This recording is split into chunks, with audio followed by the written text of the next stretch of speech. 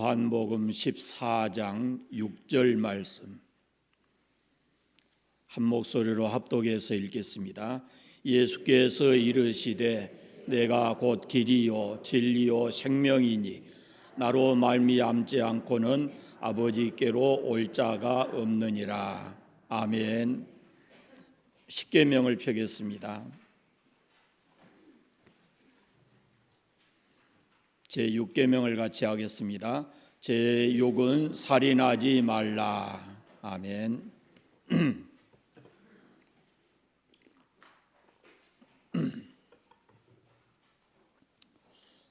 교회를 다니는 사람은 그가 누구든지 예수님의 이 질문에 정확하게 답을 해야 합니다. 너희는 나를 누구라 하느냐? 라는 질문에 우리 개개인이 반드시 그 답을 내놓아야 합니다. 예수님에 관해서 우리는 두 가지를 분명히 알아야 합니다. 그 첫째가 예수님이 누구시냐라는 것이고, 둘째는 예수님이 나를 위해서 무엇을 하셨는가라는 것을 우리가 알아야 합니다. 이것이 우리의 구원에 있어서 절대적 조건이 됩니다. 하나님께서 예수님을 정확히 알 수 있도록 충분한 자료를 제공해 주셨습니다. 이 세계 역사를 보면 예수님의 탄생을 중심으로 BC와 AD가 나누어져 있습니다. BC, 비포 그리스도라, 예수님이 오시기 전의 시대를 말하고, AD, 아노 도미니 해서 예수님이 오신 이후의 시대를 이르는 말입니다. 그러니까 예수님을 믿든지 안 믿든지 누구나 지금 다 이 역사의 구분을 인정하고 쓰고 있습니다. 그리고 영어로 역사를 가리켜서 히스토리 그렇게 말을 하는데, 이건 두 단어가 합해진 겁니다. 히스하고 스토리하고 그의 이야기, 그런 뜻이죠. 그러니까 그는 여기서 말하는 역사의 중심이 되는 예수님을 가리킵니다. 왜 역사를 예수님을 중심으로 이렇게 나누었을까? 그가 이 역사의 주인이시다라는 의미를 갖습니다. 모든 사람은 그 역사 속에서 살고 있습니다. 그리고 이 역사의 주인이 바로 예수 그리스도이십니다. 그리고 오늘 본문에 보면은 예수님께서 자기 자신을 가리켜서 이렇게 말씀하십니다. 예수께서 이르시되 내가 곧 길이요 진리요 생명이니 나로 말미암지 않고는 아버지께로 올 자가 없느니라. 이렇게 말씀하셨어요.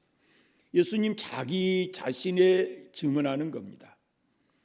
이 말씀에 보면은 예수님께서는 자신이 길이고 진리고 생명이다 이렇게 말씀하시고, 나로 말미암지 않고는 아버지께로 올 자가 없다라고 말씀하셨습니다.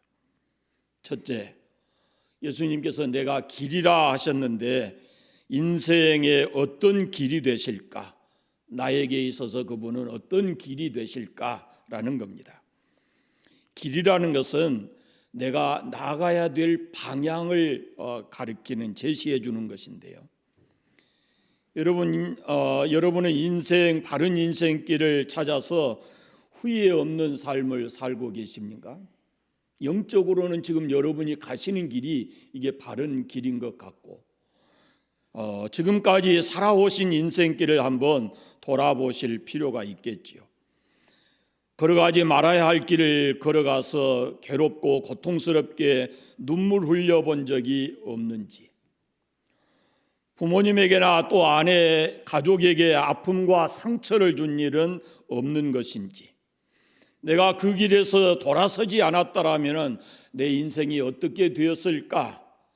그렇게 후회해 본 적은 없는지, 내가 살아오면서 이 살아온 길보다 다른 사람에 의해서, 내가 계획한 길과 다르게 다른 사람에 의해서 내 인생길이 바뀐 경험은 없는지,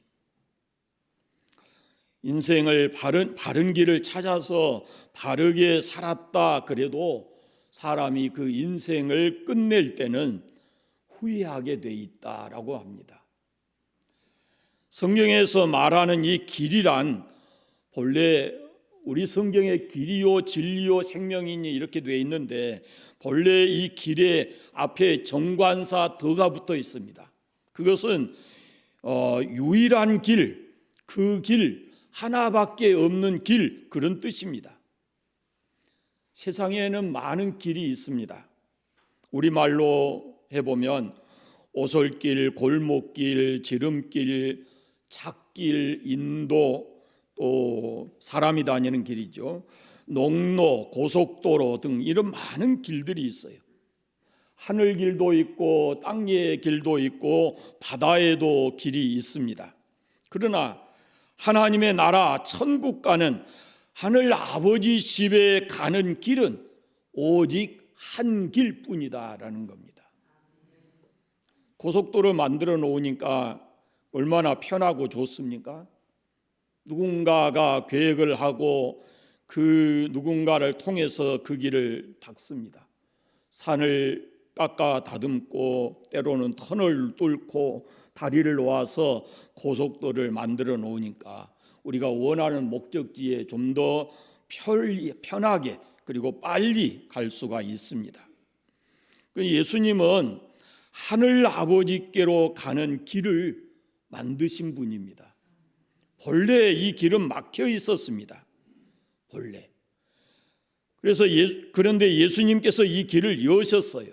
에베소서 2장에 보면 그는 우리의 화평이신지라 둘로 하나를 만드사 원수된 것 중간에 막힌 담을 자기 육체로 허시고 그랬어요. 또 십자가로 이 둘을 한 몸으로 하나님과 화목하게 하려 하심이라 원수된 것을 십자가로 소멸하시고 라고 말씀했습니다.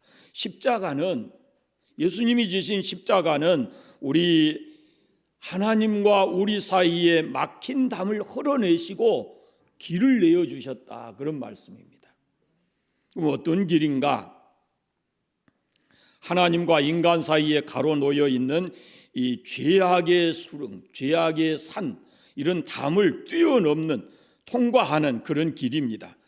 이미 말씀드린 대로 에베소서에 보면은 십자가는 하나님과 우리 사이에 있는 누구도 허물지 못하고 어떻게 할 수 없는 그런 죄의 담이 있는데 이것을 주님께서 십자가로 다 헐어내시고 그리고 십자가로 그걸 뚫어 놓으셨다 그 말입니다.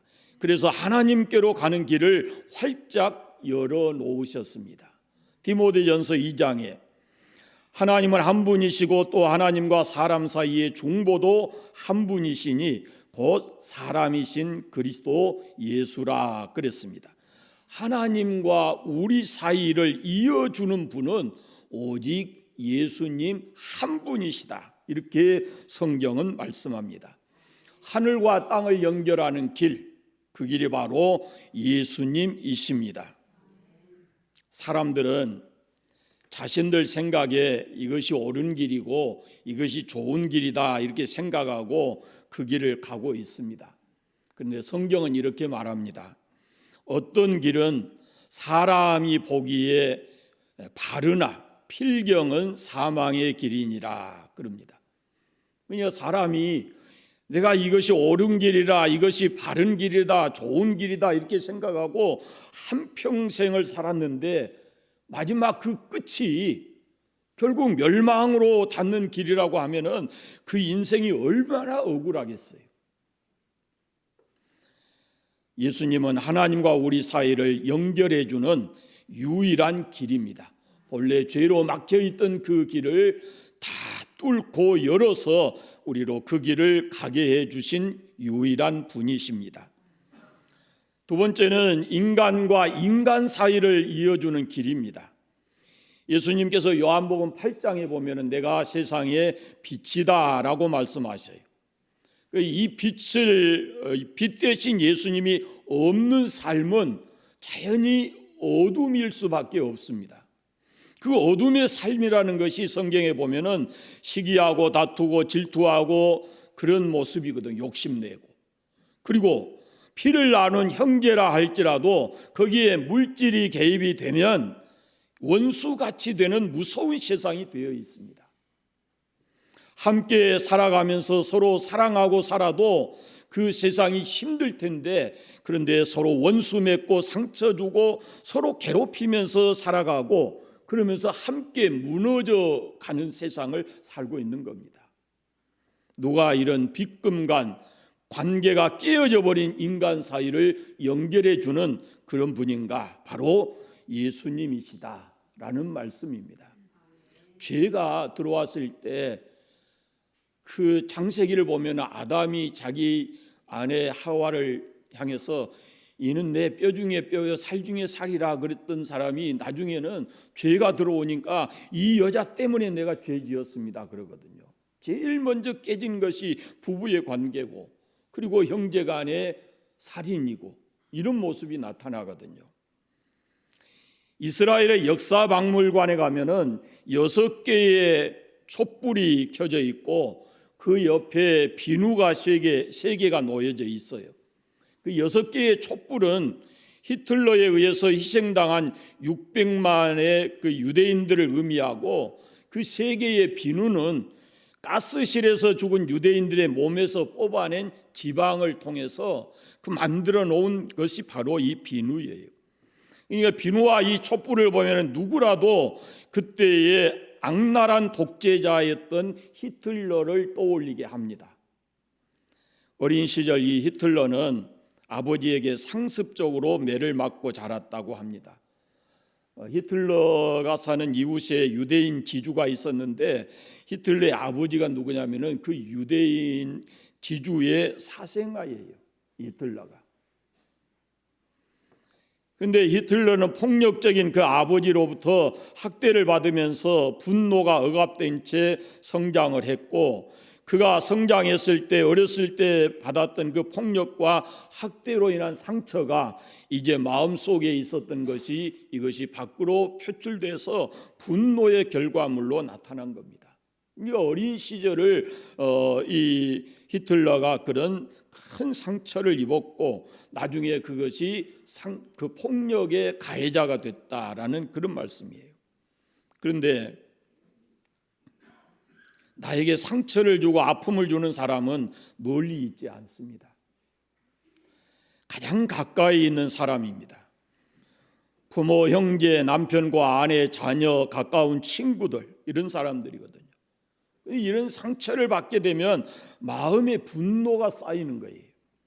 그런데 이 상처가 커지게 되면 사람이 2가지 행동을 하게 됩니다. 언제까지나 그걸 누르고 참고 있는 게 아니고 마음에 쌓인 상처가 분노로 폭발해서 폭력을 행사할 때가 있습니다.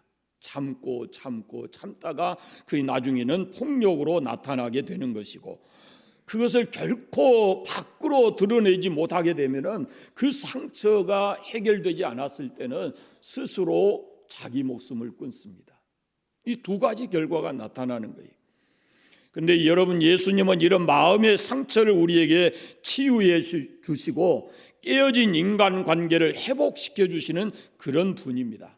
예수님을 마음에 모시게 되면 이해하게 되고 용서하게 되고 그리고 새로운 인생을 살아가게 된다라는 말씀입니다.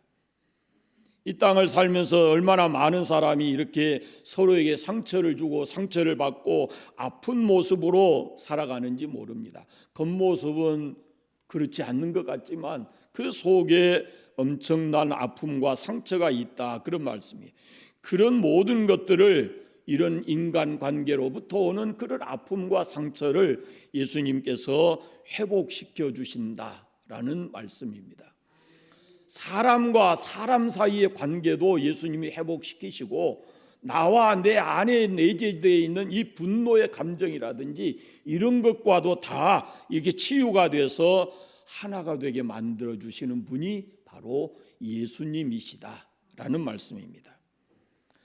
3번째는 예수님은 우리가 천국에 갈 수 있도록 하시는 분입니다. 천국 가는 길이 바로 예수님이시다라는 거예요. 요즘에 우리가 내비게이션을 많이 쓰는데요, 바로 우리 인생의 내비게이션이 바로 예수님이십니다. 나그네 인생길 가는 동안에 우리가 어디를 향해서 목적지를 두고 살아갈 건가라는 것은 예수님을 만나면 그 목적지가 분명해지고, 그리고 그 길을 가는 사람들에게 예수님이 친히 그 길을 인도해 주시는 분이십니다. 예수님 없이 살아간다면 그 인생은 방황하는 인생이고, 자칫 영적으로 거짓의 아비인 사단에게 묶여서 이런 어둠의 삶을 살고 결국은 멸망으로 가는 길을 갈 수밖에 없습니다. 이사야 53장에 보면은 우리는 다 양 같아서 그릇 행하여 각기 제 길로 갔거늘 여호와께서는 우리 무리의 죄악을 그에게 담당시키셨도다. 여기서 말하는 제 길은 멸망의 길입니다. 그릇 행하여 제 길을 간 거예요. 그냥 하나님 보시기에 그건 바른 길이 아니에요.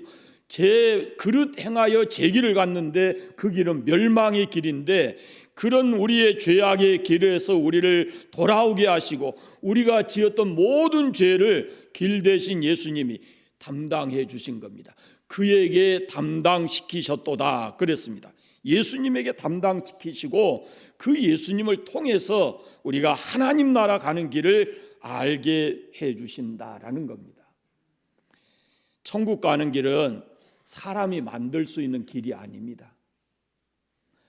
누구도 천국 가는 길을 닦을 수가 없습니다. 그 길은 하나님이 열어주셔야 되는 겁니다. 그 길이 아니면 하나님 나라에 들어갈 수가 없습니다. 그런데 하나님께서 바로 예수님을 그 길, 하나님의 나라 가는 길로 만드셨다라는 겁니다. 사도행전 4장 12절에 다른 이로서는 구원을 얻을 수 없나니 천하 인간의 구원받을 만한 다른 이름을 우리에게 주신 일이 없다라고 말씀합니다. 예수님이 길이십니다. 두 번째, 예수님은 자신이 진리라고 말씀하십니다. 진리는 변하지 않는 것입니다. 변한다면 진리가 아니죠. 히브리서 13장 8절에 예수 그리스도는 어제나 오늘이나 영원토록 동일하시다 이렇게 말씀하셨어요. 아인슈타인이 있습니다. 상대성 원리를 말하는 사람이죠. 그가 이 상대성 원리를 발표하고 나서 이렇게 말했다고 합니다. 내가 발표한 이 상대성 원리는 진리가 아니다. 나의 학설을 뒤집을 만한 또 다른 학설이 나오게 되면은 나의 이 학설은 무가치하게 된다. 그러나 진리가 하나 있는데 그것은 성경 말씀이다. 성경에 기록된 예수 그리스도만이 진리이시다라고 얘기를 했다고 합니다. 이 아인슈타인도 성경에 기록된 예수님은 진리다 이렇게 말을 했습니다. 예수 그리스도 그분 외에 진리는 없습니다. 구원자나 구원의 방법이 여러분 계속해서 바뀐다면은 우리가 무엇을 믿고 어떻게 살아가겠습니까? 세상은 너무도 많이 바뀝니다. 우리가 살아가는 이 환경도 바뀌지만은 사람들이 가지고 있는 이 생각이나 또 교육의 방향이나 모든 것이 너무 빨리빨리 바뀌는 겁니다. 우리가 이렇게 불완전한 그런 상황에 살아가고 있는데 우리를 구원해 주신 이 구원의 진리마저 이것이 바뀌고 또 바뀌고 상황에 따라서 변한다고 그러면은 우리가 믿고 의지할 뿐이 없는 것이죠. 그러나 진리는 영원토록 변함이 없습니다. 바로 우리가 믿는 예수 그리스도께서 진리이시고 그분은 어제나 오늘이나 영원토록 동일하신 분이다라는 것입니다. 그래서 그분이 우리의 구원자이시고 그분이 우리를 위해서 행하신 일은 언제나 유효합니다. 예수님이 다시 오실 때까지는 십자가의 십자가의 진리 이것이 유효하다라는 말씀입니다. 그래서 그 진리는 변함이 없어요. 세상에 있는 모든 사람은 죄인이고 그 죄를 극복하고 하나님의 나라에 갈 수 있는 유일한 진리는 바로 예수님이시고 예수님의 십자가다라는 말씀입니다. 그 진리를 믿으시기를 바랍니다. 세 번째, 예수님께서는 자신을 생명이라 이렇게 말씀하십니다.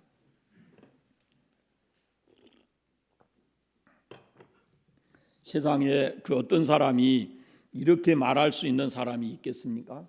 내가 생명이요 라고 말할 수 있는 사람이 누가 있겠어요? 예수님께서는 자신이 곧 생명이다 이렇게 말씀하셨어요. 그리고 친히 예수님이 십자가에 죽으시고 3일 만에 살아나셨습니다. 자신이 생명인 것을 증명해 내신 겁니다. 만약에 죽음으로 끝났다 그러면은 우리가 그분을 믿을 이유가 없습니다. 자신의 말과 자신의 그 삶의 결과가 다르다 그러면은 우리가 믿을 이유가 없어요. 그런데 그분이 나는 생명이라 말씀하셨고 죽은 지 사흘 만에 다시 살아나셔서 자신이 생명이라는 것을 증명해 보이신 겁니다. 이 땅에 많은 성인들이 있습니다. 그분들이 남겨준 교훈이라든지 도덕적인 가르침은 훌륭한 것임에 틀림이 없습니다. 그러나 그분들 역시 다 다른 사람들과 같이 죽었고 무덤 속에 있습니다. 우리 역시도 마찬가지입니다. 죽은 그 사람이 우리에게 어떻게 구원자가 되겠습니까?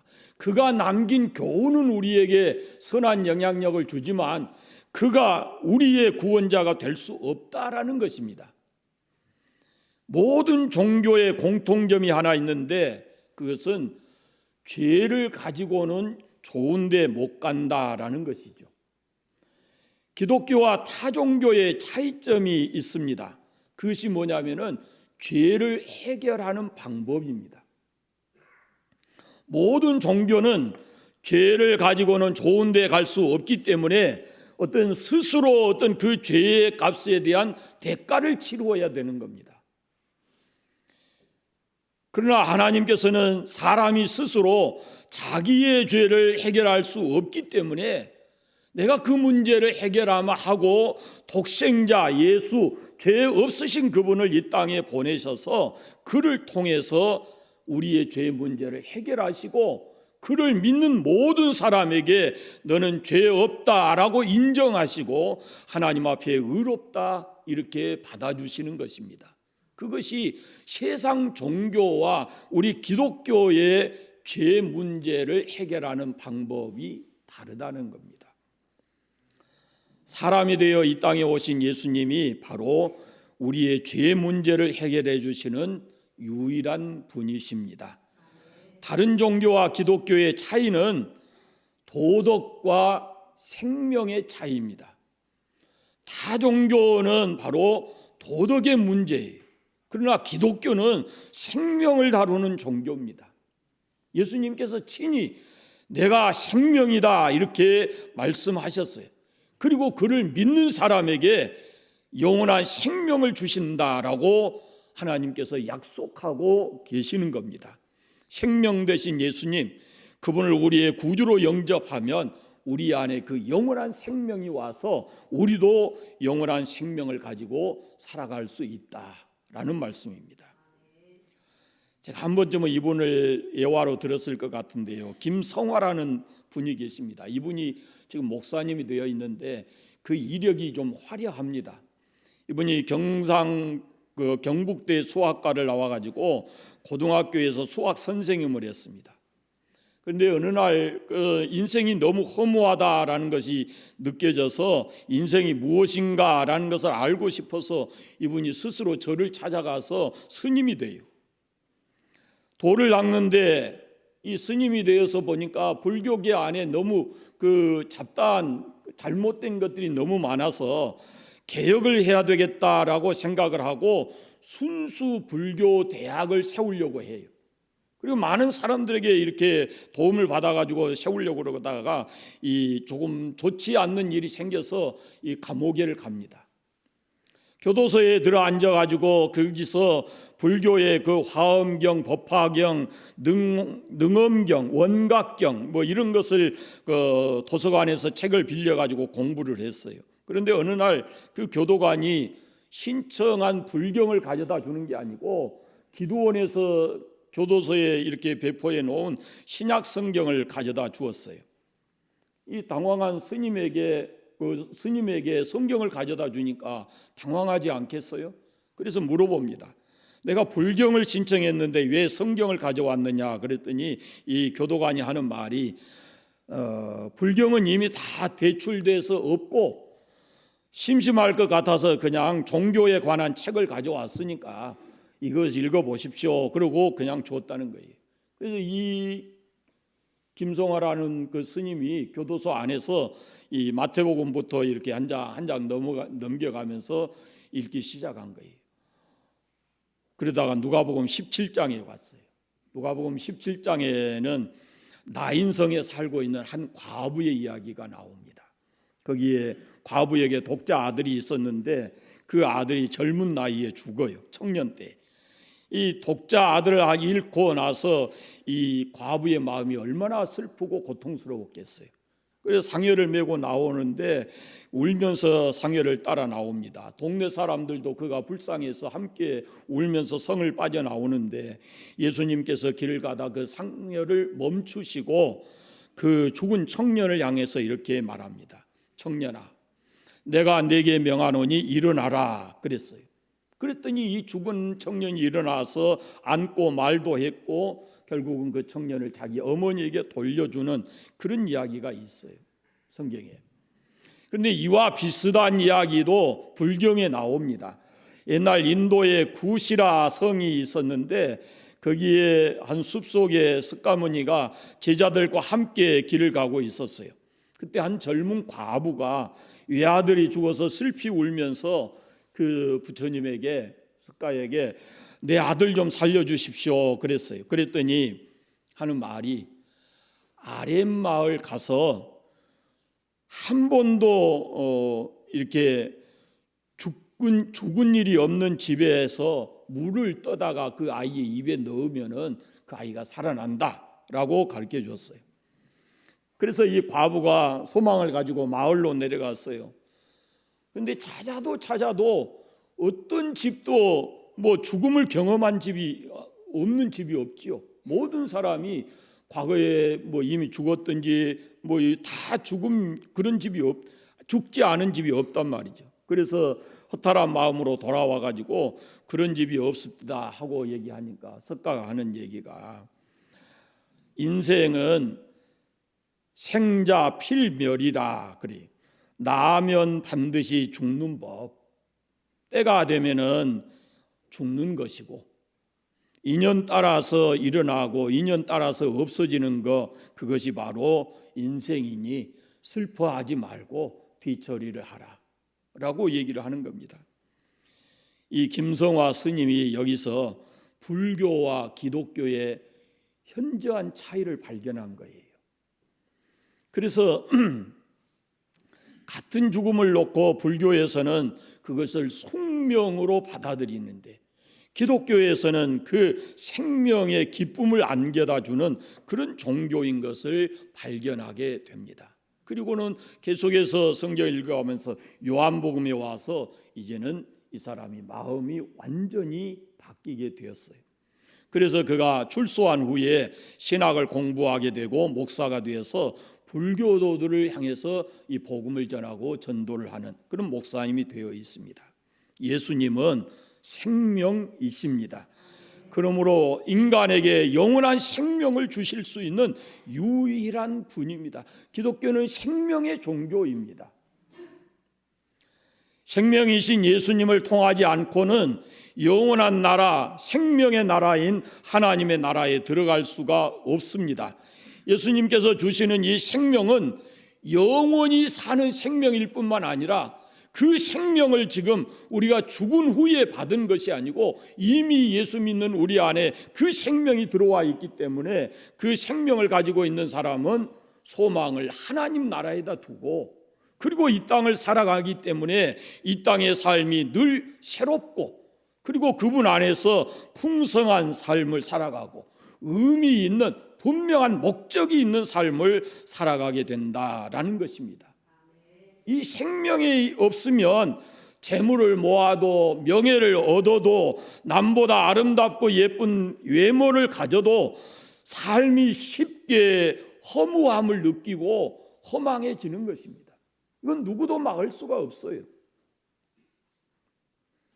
예수님께서 내가 곧 길이요 진리요 생명이라 말씀하시고 나로 말미암지 않고는 아버지께로 올 자가 없다라고 말씀하셨고, 베드로는 다른 이로서는 구원을 받을 수 없다, 천하 인간의 사람들 중에 구원을 받을 만한 다른 이름을 우리에게 주신 일이 없다라고 말했습니다. 여러분, 예수님 외에 다른 이름으로는 구원을 얻을 수가 없습니다. 다른 이로서 다른 이들로부터는 우리가 삶의 교훈을 배우고 도덕적인 가르침을 받을 수는 있으나 구원의 길은 그들에게 있지 않습니다. 예수님의 이름이 우리를 구원합니다. 예수님 이름으로 우리가 구원을 받습니다. 다른 이름으로는 안 된다라고 성경에 명확하게 말씀해 놓고 있습니다. 예수님만이 우리의 구원자이심을 믿으시기를 바랍니다.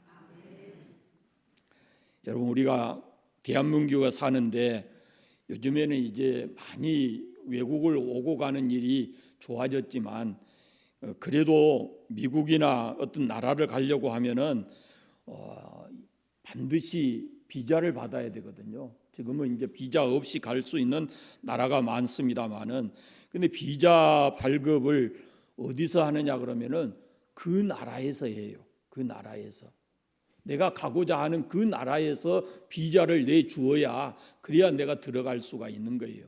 최근에 그 호주에서 그 테니스 호주 오픈이 시작됐는데 세계 테니스의 황제가 조코비치인데 결국은 그 테니스의 그 시합을 못했잖아요.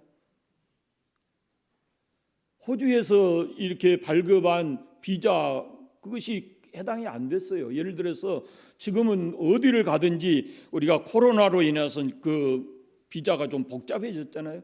그런데 그걸 해결하지 않는 거예요. 이 백신을 맞지 않았어요, 조코비치가. 그래서 결국은 갇혀 있다가 법원에서 이렇게 얘기하고, 그래도 결국은 그 여권을 비자를 인정을 안 해서 다시 나갔죠. 그래서 호주 오픈을 참석하지를 못했고, 그래서 나달이라는 사람이 지금 결승전 올라갔는데 오늘이 결승전 하는 날인지 모르겠어요. 여러분, 우리가 비자를 받으려고 할 때 내가 가고자 하는 그 나라의 조건이 맞아야 되는 겁니다. 그럼 우리가 가고자 하는 나라가 어디예요? 하나님 나라예요. 그럼 하나님 나라에 가는데 우리가 원한다고 해서 가는 게 아니에요. 하나님이 제시하신 조건을 우리가 맞춰야 그 나라를 받아주는 거예요. 그러면 하나님께서 우리에게 천국 가는 그 길에 비자를 어떻게 열어놓으셨냐면은 예수님을 통해서 하나님 나라에 갈 수 있다라고 말씀하신 거예요. 다시 말씀드리면 천국 가는 비자는 하나님께서 정하시는데 그것은 바로 예수 그리스도이십니다. 예수 그리스도를 통해서만이 천국의 입국이 가능하다라는 그런 말씀입니다. 자, 이게 오늘 예수님께서 내가 곧 길이요 진리요 생명이라 이렇게 말씀하시니까 여러분 이 말씀을 기억하시면 좋겠습니다. 이게 복음 중에 복음입니다. 그분이 아니면 안 되는 거예요. 그러니까 우리가 죄인임을 깨닫는 이상은 우리의 죄를 해결하고 우리에게 영원한 구원자로서 생명을 주실 분이 바로 예수님밖에 없다라는 믿음을 가지고 확신을 가지고 신앙생활을 해가시기를 바랍니다. 기도하겠습니다. 하나님 감사합니다. 오늘도 우리를 이 교회에 나오게 하시고 하나님의 귀한 말씀을 우리가 함께 나누게 해주시니 감사합니다. 예수님이 우리의 길이요 진리요 생명이심을 믿습니다. 또한 우리가 마침내 가야 할 길이 그 길이고 하나님 나라인 줄로 믿습니다. 변하지 않는 예수님을 우리의 구주로 믿고 끝까지 그 신앙을 유지해서 우리 모두가 하나님 나라에 들어가는 하나님의 백성들 다 되게 하여 주시옵소서. 예수님의 이름으로 기도드립니다. 아멘.